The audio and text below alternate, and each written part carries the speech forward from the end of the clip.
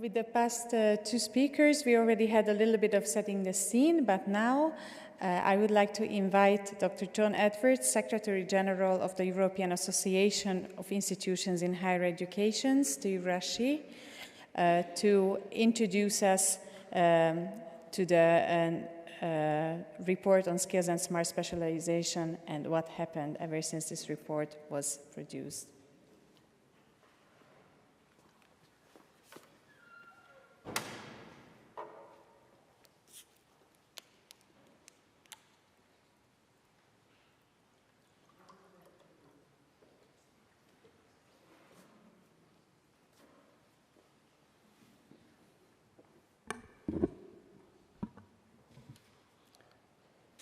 Okay.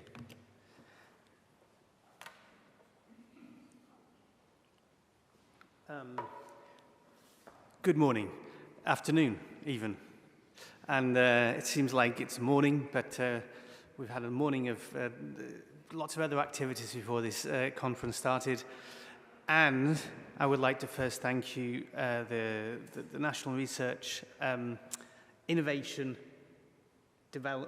Research Development Innovation Office of Hungary for inviting me to speak today at the conference. It's a beautiful room, beautiful university. Thank you for hosting the conference. And beautiful city. It is my third time already in this presidency. In fact, it's nice to see some faces from earlier meetings. It's a shame it's only 6 months because it's such a nice city. It's a shame I haven't also been to other parts of the country in the presidency. Big fan of bull's blood, but I don't think you have to go further afield to get some of that. So anyway, when I was challenged to talk about what has happened since the report on VET, Smart Specialization, which I wrote along with Professor Ellen Hazelcorn from Technological University of Dublin, I was just thinking myself, well, a lot has happened since 2019, other than vocational education and training. I changed my job. I'll tell you a bit more about that. I was in the Smart Specialization platform before when I met Mikel Navarro, Richard Tufts, and other people making a bit of a community, international community on smart specialization. I've changed, but still very much interested in my new job. What else has changed in 2019? I had another child, making me a proud father of 7 children now. So it's sort of helping for the demographic trends in Europe, which is a big issue when we're thinking about education skills as well. I don't know, we had the COVID pandemic. Trump lost the election and then won another one. Queen Elizabeth II died. Rest in peace. Argentina won the World Cup. What else? I had a few notes of big events. Well, Britain left the European Union formally. I already knew about that, but it formally left. But seriously, we've also now have a war in Europe again. So it's a lot has changed since the report, but I'm going to concentrate on the actual substance of vocational education and smart specialization. And I'm going to start by just telling you a couple of stories. First story is about the isolation of graphene. There's a huge invention that happened actually at the University of Manchester, which is capital of my own the region where I was born and grew up in. These two British-Russian scientists, they won a Nobel Prize for Physics for this invention. It wasn't inventing graphene, it was isolating a certain element of graphene. I'm not a physicist, but all I know is that it was a very important discovery. Now, despite founding of the Graphene Institute in Manchester, and it was a big kudos for Manchester University, almost all the applications of graphene in this sense have happened outside the region and outside Britain. I'm not suggesting that their invention and their work, or trying to downplay the importance of their work. We need this type of science, of course. But in the context of today's conference, the point is that if we're looking for what helps a region, especially less developed regions, it's not always, cutting-edge scientific breakthroughs, however important they are. Okay, so that's my first point, which is illustrated by this story. Another one, I'm sorry this is all a bit UK-centric, but the other story is about Glasgow. In the University of Glasgow, and there in the 18th century there was an instrument maker called James Watt the repairman. He'd done his apprenticeship in London, come back to Glasgow to work at university with some very well-known academics, researchers in that university. And he was asked to repair the Newcomen pump, which had been in operation for about 6 decades, but not very effective. The piston in the pump was supposed to be cold and hot at the same time, which it did very poorly. And he identified the problem and introduced a new condenser, solved the problem. And together with a financier called Matthew Boulton, they came up with the Boulton and Watt's steam engine. That was a steam engine which literally powered the Industrial Revolution. So James Watt the repairman, not a big name researcher, vet graduate. Sorry, it's a shame DG Employment's not here. Okay, we are. But look what happened. Okay. Moral of the story. Innovation can happen everywhere, and it's not always about R&D. In fact, it's complementary, so we need both.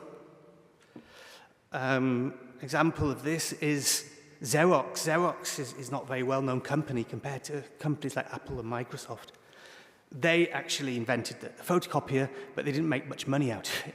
It was other companies making smaller and more effective photocopiers that did, or the graphical user interface, which you all use now, was popularized by companies making your computers and your iPhones and so on.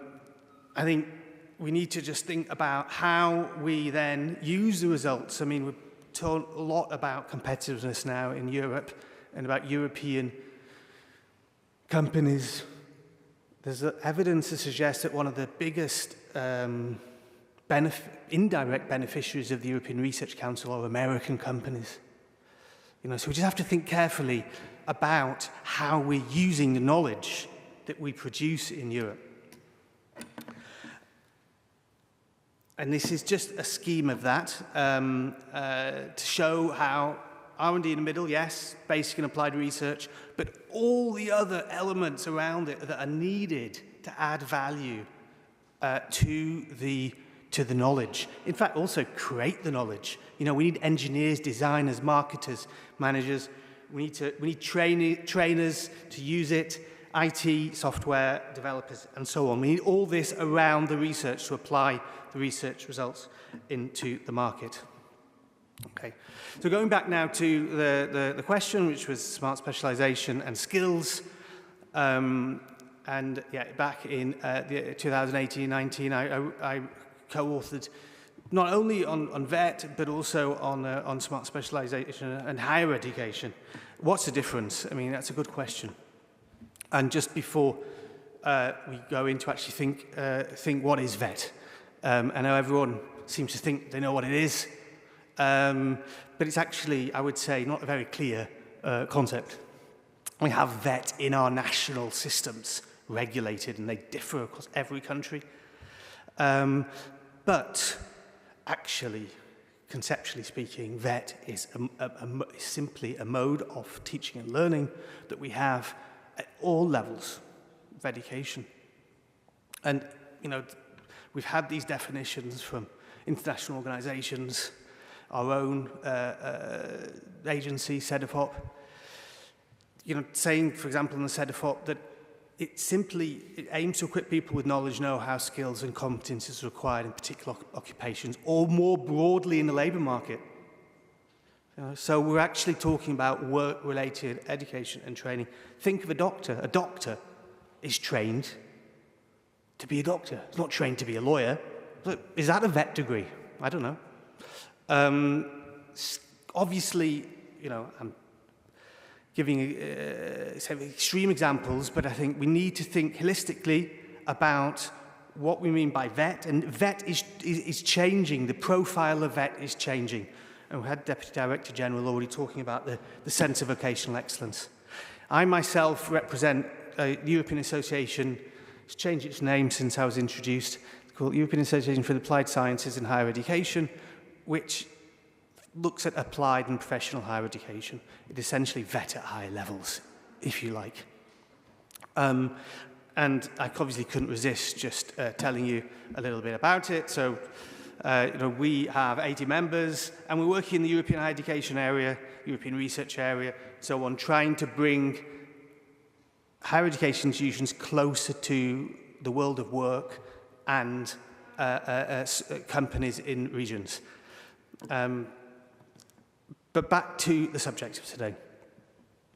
Smart specialization. As I said, I worked for 10 years in smart specialization, and it's amazing how quickly the concept actually took off and how quickly it was put into policy 10 or 15 years ago. But I think as it was done so quickly, it was rushed a bit. And the policy framework, which is obviously the European structural investment funds that were the largest funder of smart specialization. There was the 2014 to 2020 programs that were designed in 2012, 2013. We'd only sort of thought about smart specialization for a couple of years. So to actually think how it should work and then put it into a regulatory system that's going to last for 7 years, which is the way the EU funding programs are set up, it's a bit crazy, when you think to it. And we've learned throughout those 7 years, I think, now what we actually need. Because to begin with, it was conceptualized only as research. Mikhail spoke about the entrepreneurial discovery process. I think a lot of universities saw this just as, money, dollar eyes in their, dollar signs in their eyes, more money for research, and they thought about it was an academic process of discovery, not an entrepreneurial process of discovery. When in fact, those who had actually sort of come up with a concept and adapted it to regional development, people like Phil McCann, Andres Rodriguez-Puze and others like that, they actually said, well, look, why have we got this? And we're looking at how the fact that in the European research area it's very divided, and there's no strength in particular areas, everyone's copying each other. But they also looked at the transatlantic productivity gap, which was the productivity in Europe and the United States was about the same until the end of the 20th century. And then suddenly the US productivity levels shot up. Europe stayed the same. Why? Because in America, they were applying some of these, what we call key enabling technologies across the economy. That's what was driving the productivity. In other words, it's the use of knowledge. It's often more important than its generation. And this couldn't be further closer to the truth, rather, in less developed regions. Creating cathedrals in the desert of scientific knowledge without any industrial entrepreneurial ecosystem around it, it's simply, you're throwing your money away. So anyway, that's what happened in 2014 to 2020. There was, in the European Regional Development Fund, there was only one objective on research, really, and the European Commission had difficulty actually controlling it. And a lot of money was spent on basic research, for example, because governments didn't have their own money for research, so they used the European funds instead. It ignored things like doing, using, and interacting, and business innovation. Now, we picked up on this quite early on in the smart specialization development, but it was difficult to put it through into regulatory practice. And at the Joint Research Centre where I worked, we had this project on higher education for smart specialization, as well as a small project with DG Employment on skills that led actually in the end to the Centre for Vocational Excellence concept. The less developed regions especially saw that funding of human capital was the big missing link in smart specialization strategies. And thankfully, that came through to the European Commission, and they have introduced more, there's basic research not funded anymore, it's applied research, and there are specific objectives related to enterprise and human capital. Just something from another Mikel, Navarro, from a neighbouring region to you, Mikel, on what was missing. It was all about knowledge creation, supply side of the knowledge, science technology model dominated, all about,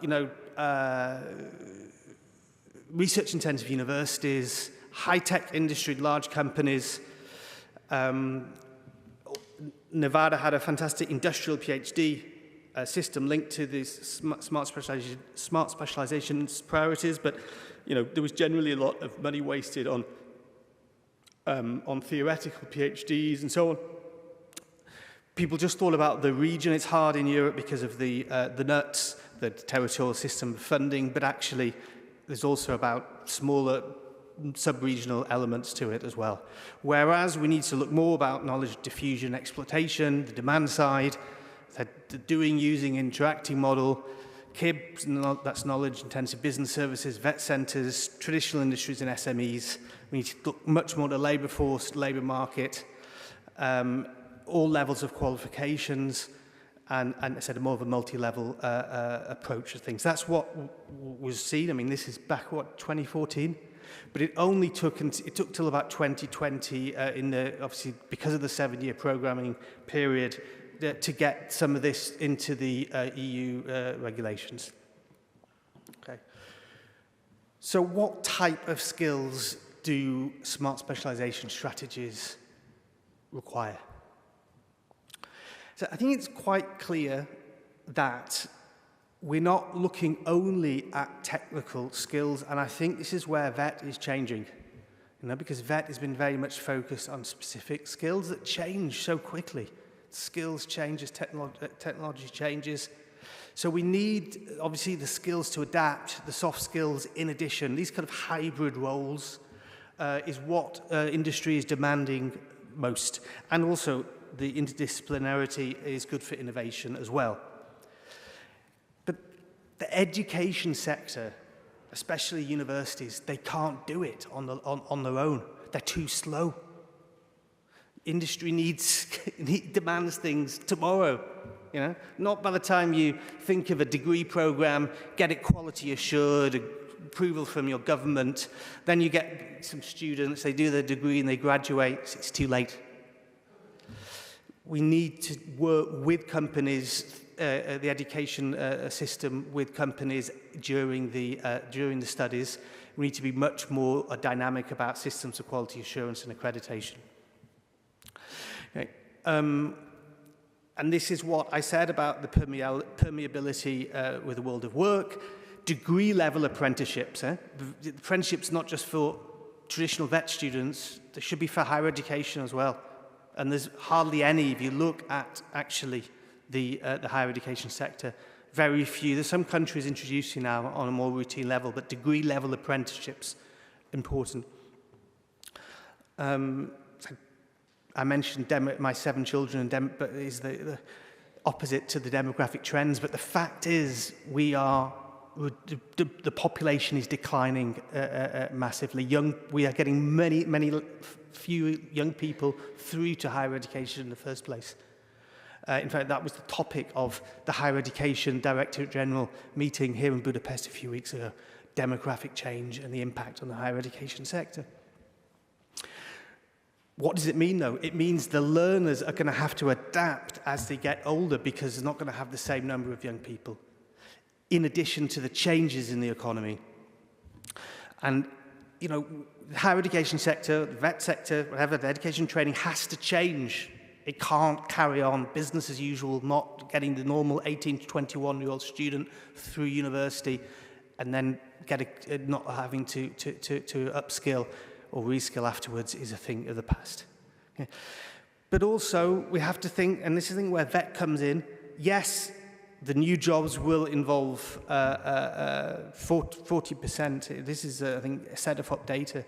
By 2030, higher skills will constitute more than 40% of required skills mix, but almost 45% will require medium-level skills. So we can't forget those medium-level skills as well as the higher level skills. And finally, then, what we need in our education systems, and this is my day job, because it's been 5 years since I worked on smart specialization. My day job is to work up in education systems. And what we need, and this is being done well in some countries, is to have, you know, not vet and higher education, but secondary and tertiary, integrated tertiary level systems where there's flexible learning pathways for students in and out of different types of institutions throughout their lives. We can't be separating things and creating these kind of boundaries. It's got that sort of stuff's got to go. Okay, they're doing it well in Ireland and Canada, but if you want to look at for some examples. Anyway, I'm almost finished. As we said, strategies were not analysed systematically. Maybe Nevada does now. I mean, Nevada was always top of the league in the Smart Specialization platform. Looked at all policy areas when they did their smart specialization, not just research and innovation. And I think here, when you see what the World Bank have been doing with Croatia just recently on analysing the smart specialization priorities and what different skills are needed for each of the priorities, this is the thing that should be, you know, it should have been part of the enabling condition for smart specialization, or the next one for the Commission, I think, needs to think about this, doing something similar. Okay. And yeah, just then, what has actually happened in practice then, and this is what I'll conclude. In the European Structural Investment Funds, there has been this new specific objective, 1.4, skills for smart specialization, entrepreneurship, and industrial transition. Now, the European Social Fund, that is the main fund for human capital. That covers all the mainstream vet education systems. But what this one does is specifically tie the human capital to the smart specialization priorities. It's also about skills for the regional authorities to develop the strategies. It's about a range of things, but it can include vet. It does include vet. We are, unfortunately, though, unable to analyse, and I tried to do this out of my very busy schedule, to analyse some of the programmes to see what is being spent. I'd be fascinated. Unfortunately, there's a great database of projects the European Commission has, which has been put together just this last year, but they've so far haven't put any of the 2020 to 2027 programmes called Cohesio, the project. When that's there and we can see what's funded by 1.4, it'll be easier to get an idea. Okay? But what we can is see, what we can look at is what was programmed, even though we can't look at or analyse the project. And it's something new for the ERDF, but I think it's a shame that how little was programmed for this specific objective in the overall policy objective, Smarter Europe. You know, if you can, it's right at the bottom there. It's a tiny amount of money. Although, tiny proportion, although probably quite a lot of money if it's well spent, because the cohesion policy is a large budget. Which countries have been using it most? Because, you know, although the policy objectives have this thematic concentration, the specific objectives don't. And you can see Italy up there, interestingly, with their industrial history, have got a lot. Slovak Republic probably comes out as, in terms of size, as the ones invested most in this objective. And then, well, you can see your countries. But, you know, as with all things with the structural funds, a lot of it takes time to get the data, and we only really know what's going on, and the negotiations for the next period have started already. But we need to really analyse this in advance of the negotiations for the next period. Okay, and then I think this is my final slide, or second to final slide. What I would say is the European institutions have, though, managed to introduce skills for smart specialisation in their centrally managed programmes to a certain extent, which is good. That's one which they have got more control over. The Deputy Director General already mentioned Centre of Vocational Excellence, which I think is a fantastic initiative. The European University Alliance is another one, but the regional authorities and the regional actors, they're associate partners in that. They're not full partners like in the Centre of Vocational Excellence. And I think that's a problem in terms of getting their buy-in. Depends on the alliance. But those two, obviously from the Erasmus Plus programme, the HEI initiative of we're in Budapest, I can't forget the EIT. They've got smart specialisation in there, and that's all about entrepreneurial skills. And then the ERDF's Interregional Innovation Investment Programme, that's got some interesting projects on skills for smart specialisation. One, let me see, of my notes, all good notes on the back of an envelope. And this one is the Green Step project. If you're in the Green Step, it's all about skills for smart specialisation in the I3. I'm not sure what it's like for time, so I'm not going to go into this, but I just think that DG Employment did some really interesting background work on the Centre of Vocational Excellence using the knowledge triangle as the basis for this programme. Yeah, some of these European University Alliances, obviously I'm biased, these are involving mostly University Applied Sciences, but it's demand-led education, research and innovation, which is important for smart specialisation. And they have got some real transformational potential, these alliances, because it's become such an important policy area for the European Commission, mentioned by von der Leyen in her priorities. And this is, to finish on, Commissioner von der Leyen, President, and all about, which was mentioned earlier, skills. We're going to have a union of skills. This is our opportunity to make it a regional dimension to the union of skills. The single market, I come back to this about having an integrated single market for knowledge, education, research, skills. That's fine, but we need to make sure that it's not concentrated in the core cities of Europe. Whenever you have a single market, whatever you're freeing up in the market, it tends to lead to concentration. So we need to actually ensure that this fifth freedom of the single market that they're talking about is benefiting all regions of Europe. And finally, I say still a dream because DG Employment have spent a lot of money trying to make VET more European. But it's extremely difficult because of the way it's organised and it's so different compared to higher education. But we need a Bologna for VET. It can't be that VET students don't get the opportunity to go and work and study in other countries the way higher education students do. And this is, I think, they've already told us in the European Commission that they really want to try and crack this in this new Commission, and I think that will help a lot with skills for smart specialisation. So I'm going to leave it there, and thank you again for the invitation, for your attention. Okay.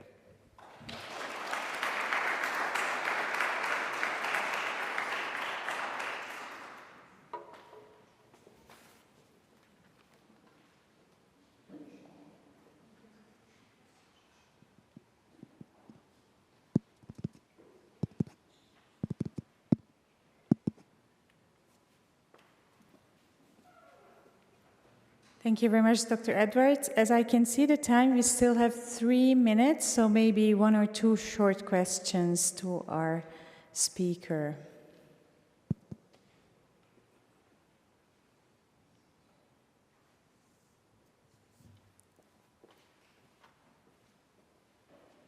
I would like to ask you to also introduce yourself so that also the online audience can see you. Thank you very much. I'm Philippe Holstein from the island of La Réunion, in charge of S3 implementation. I just have a question regarding VET. So far we have talked a lot about supply, how to organize and how to have more VET students. But I was wondering, how do you integrate demand in your reflection? Because as far as I understand, from the perspective of an island with a very limited industrial basis, the demand for VET is still very limited. And I think it's a factor that also, for some time, hinders the capacity to develop such activities. So I was wondering how you integrate these in your reflection, being like from the perspective of policymakers or for other institutions. Thank you. Yeah, I mean, there's always demand. It's just that the demand is perhaps not where you think. And so it's just that the VET systems have usually been developed in traditional industrial sectoral lines. So I think it's about actually changing the system to look at what the economic activity is like in your country. I don't know, or in your island, tourism, I don't know, agriculture, I'm not sure, but it's to find these kind of innovative elements and adapt the training system to that, but not just sort of copy the industrial, traditional industrial VET system that you have in industrialized regions. It's true.